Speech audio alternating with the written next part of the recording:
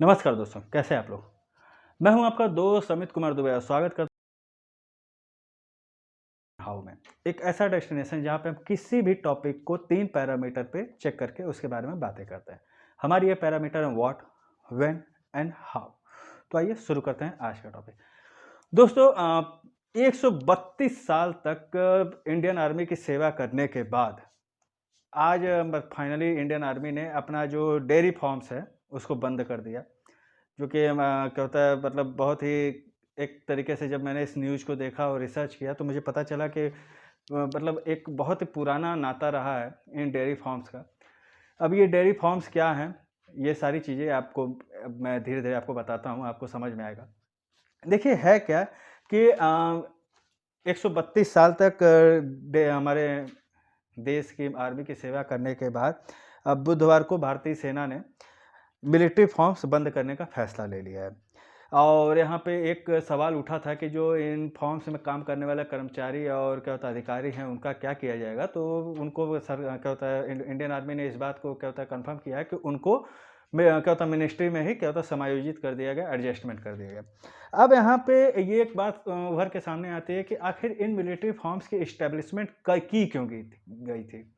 तो देखिए जो सबसे पहला एस्टेब्लिशमेंट का जो ऑब्जेक्टिव था वो ये था कि आर्मी देखिए आर्मी भाई मेहनत का काम है, देश की रक्षा करते हैं। तो सपोज करिए किसी कंडीशन में खाना ना मिल पाए तो कम से कम उन्हें दूध मिले और वो दूध भी कौन सा उच्च गुणवत्तापूर्ण वाला दूध मिले, मतलब जिसको पीने के बाद खाना खाने की जरूरत ना पड़े, मतलब उससे आपकी ताकत स्टेमिना बनी रहे ताकि आप डट के देश की सेवा कर सके। तो सबसे पहला मेन क्या होता ऑब्जेक्टिव यही था। जो सबसे पहला डेयरी फार्म एस्टेब्लिश किया गया था वो 1 फरवरी 1889 को इलाहाबाद में किया गया था। ये डेट याद रखिएगा 1 फरवरी 1889 को। और 100 आज़ादी के बाद जब देश आज़ाद हुआ था तो हमारे देश में टोटल 139 डेयरी फार्म्स है जिसमें कम से कम 30,000 मवेशी थे। 30,000 मतलब गाय और भैंस ये जो भी दूध देने वाले हैं, ये थे। 1990 में लेह और कारगिल में भी डेयरी फार्म्स को एस्टेब्लिश किया गया। और जो क्या होता है ये था कि जो एक ऑब्जेक्टिव और भी था कि एक्चुअली में सेना की जो ज़मीनें हैं, भाई जैसे क्या होता है रेलवे की ज़मीनें हैं, बहुत ज़्यादा ज़मीनें हैं, वैसे सेना की भी ज़मीनें हैं।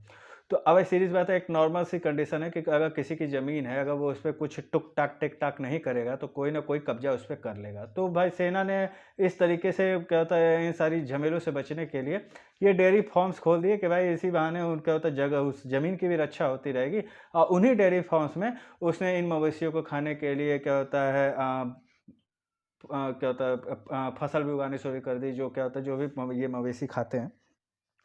अब आप इस डेयरी फार्म की इम्पोर्टेंस इससे लगा सकते हैं कि 1 साल में इन डेयरी फार्म्स में से 3.5 करोड़ लीटर दूध और 25,000 मीट्रिक टन है, जो कि क्या होता है इन्हीं क्या होता है मवेशियों के खाने के लिए उपजाया जाता था सेना के इन ज़मीनों पे, मतलब पैदा हुआ 1 साल में। और यहाँ पे इन्हीं डेयरी फार्म्स को इंडियन आर्मी के इन्हीं डेयरी फार्म्स को इस बात का श्रेय जाता है कि उन्होंने मिनिस्ट्री ऑफ एग्रीकल्चर के साथ एक प्रोजेक्ट फ्रेसी वॉल कहता लॉन्च किया था, जिसमें हाई क्वालिटी इंसीमेशन होता था, जो पशुओं की ब्रीडिंग करवाते थे, इससे हाई काफ़ी उच्च नस्ल के क्या होता है गाय और भैंस क्या होता है पैदा होती थी, जिससे उनकी दूध देने की क्षमता जो है वो बढ़ जाती थी। इसके अलावा डीआरडीओ के साथ बायोफ्यूल बनाने के लिए भी क्या होता है इंडियन आर्मी ने क्या होता है कॉन्ट्रैक्ट किया हुआ था। बायोफ्यूल जो भी ये क्या होता है गोबर निकलता था और जो भी क्या होता है वेस्ट बचते थे, जो कि क्या होता है एक तरीके से आप कह सकते हैं कि वो क्या होता है हमारे लिए क्या होता है काफ़ी फ़ायदेमंद ही होते थे। तो उन क्या होता है वेस्ट को बायोफ्यूल के लिए यूज़ करने के लिए था। अब यहाँ पे ये आता है कि भाई क्या एकाएक इन सारी चीज़ों को क्या होता है किया गया, इंडियन आर्मी ने क्या अचानक से मंगलवार के दिन सोई और बुधवार के दिन उठ के कहा कि नहीं हमको क्या होता है डेयरी फार्म को बेचना है? तो नहीं, ऐसा नहीं है।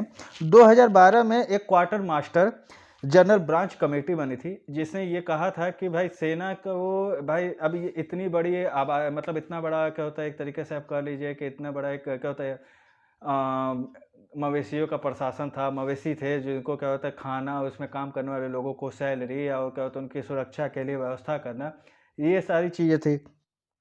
तो इनको कम किया जा सकता है। तो क्या होता है, quarter master general branch committee ने इस बात का रिकमेंडेशन किया था कि इन जो क्या होता है डेयरी फार्म्स हैं इनको बंद कर दिया जाए। इसके अलावा 2016 में लेफ्टिनेंट जनरल DV रेटाशंकर, जो कि रिटायर एक कर्नल थे, इनकी कमेटी ने भी यही सजेशन दिया था। अब इससे होगा क्या? इससे होगा ये कि आर्मी का अभी तक जो इन सारी चीज़ों पे खर्चा हो रहा था, भाई देखिए, अब कोई भी मवेशी है, अब उसको खाना तो ठीक है, क्या होता है आर्मी के ही ज़मीन पे उगाई गई क्या होता है हे से ही दिया जा रहा है, लेकिन उस हे को भी उगाने में तो कुछ पैसा लग रहा होगा। तो 280 करोड़ रुपए इससे बचेंगे, और जो क्या होता है सैलरी से या उनको क्या होता है दूसरी जगह एडजस्ट कर दिया गया, लेकिन 280 करोड़ रुपए से ज़्यादा सीधे-सीधे यहाँ से बचेंगे। दूसरे, ऑल ओवर इंडिया में जो आर्मी की ज़मीनें हैं वो करीबन 20,000 करोड़ रुपए से ज़्यादा की हैं। तो उन ज़मीनों का भी क्या होता है कमर्शियल यूजेज करने के बारे में आर्मी सोच रही है, और क्या होता है इससे भी आर्मी को एक इनकम होगी, एक इनकम का ज़रिया बनेगा, क्योंकि भाई अब आर्मी भी धीरे-धीरे कमर्शियलाइज़ेशन की ओर बढ़ रही है। अब यहाँ पे एक बात जो लास्ट में उभर के सामने आ रही है कि भैया हर चीज़ ठीक है, आर्मी ने ये कर दिया है कि क्या होता है कि हाँ, हम जो यहाँ हमारे इस क्या होता है मिलिट्री फॉर्म्स था, इसमें काम करने वाले जो अधिकारी हैं, सैनिक हैं, जो भी कर्मचारी थे, उनको हमने मिनिस्ट्री में क्या होता है समायोजित कर दिया। इससे हमने 240 करोड़ रुपए भी बचा लिए। 20,000 करोड़ रुपए की ज़मीन को हमने कमर्शियलाइज़ भी कर दिया, उससे भी हम पैसा करेंगे। लेकिन इन सारी चीज़ों में जो एक चीज़ बच गई, उस पे उसका क्या है? भाई एक चीज़ क्या बच गई? मवेशी, वही गाय, भैंस जो कि दूध देते हैं, इनका क्या होगा? भाई इनको तो आप सड़क पे फेंक नहीं दोगे। तो इसके लिए सरकार ने एक बिड निकाला, इंडियन आर्मी ने एक बिड निकाला है। इस बिड के हिसाब से ये है कि अगर क्या होता है सरकारी विभाग इन गायों, इन बैलों को, इन भैंसों को लेना चाहते हैं, तो इंडियन आर्मी उनको कम से कम रेट यानी 1,000 रुपए तक में दे देगी। और अगर कोई ऑर्डिनरी पर्सन लेना चाहता है तो उसे कम से कम 1,00,000 रुपया देना होगा।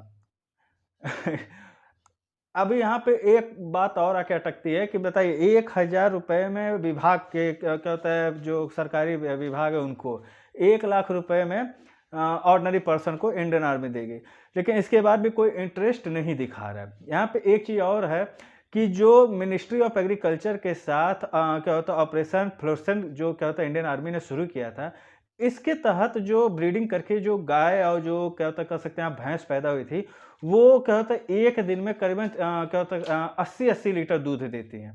ऐसे मतलब उच्च क्वालिटी के क्या होता है गाय और भैंसे हैं, लेकिन उनको भी खरीदने के लिए खरीदार कोई भी क्या होता है इंटरेस्टेड नहीं है। तो अब देखते हैं आगे इंडियन आर्मी क्या इस बारे में मूव लेती है, क्या उसका डिसीजन होता है, क्या वो करती है। हम इन सारी चीज़ों पे जो भी अपडेट आएगा वो मैं आपको बताता रहूँगा। इसके अलावा आपके लिए जानना ये ज़रूरी है कि इंडियन आर्मी के जो ये डेयरी फार्म्स हैं ये ऑल ओवर इंडिया में कहाँ-कहाँ हैं। तो सबसे पहला तो एक तो इलाहाबाद में है, क्योंकि सबसे पहले वहीं पे एस्टेब्लिश हुआ था। उसके बाद अम्बाला, कलकत्ता, श्रीनगर, पठानकोट, लखनऊ, मेरठ, गुवाहाटी। यहाँ पे ये इनके क्या होता है डेयरी फार्म्स हैं, जो कि अब इंडियन आर्मी ने इस चीज़ को डिक्लेयर कर दिया कि अब ये डेयरी फार्म्स बंद किए जाएँगे। तो अब देखते हैं आगे क्या मूव होता है, जो भी मूव होगा उसके बारे में मैं आपको अपडेट करता रहूँगा। कैसा लगा आपको आज का ये वीडियो? कमेंट बॉक्स में कमेंट करके ज़रूर बताइएगा। और हाँ, इस वीडियो को अपना प्यार ज़रूर दीजिएगा, लाइक का बटन ज़रूर प्रेस कर दीजिएगा, साथ में अपने दोस्तों के साथ ज़रूर शेयर कर दीजिएगा। अगर अभी तक आपने मेरे चैनल को सब्सक्राइब नहीं किया है तो प्लीज़ मेरे चैनल को सब्सक्राइब ज़रूर कर लें, साथ में बेल आइकन ज़रूर प्रेस कर दें ताकि मेरे बनाए हुए वीडियो की नोटिफिकेशन मिले सबसे पहले आपको। तब तक के लिए गुड बाय।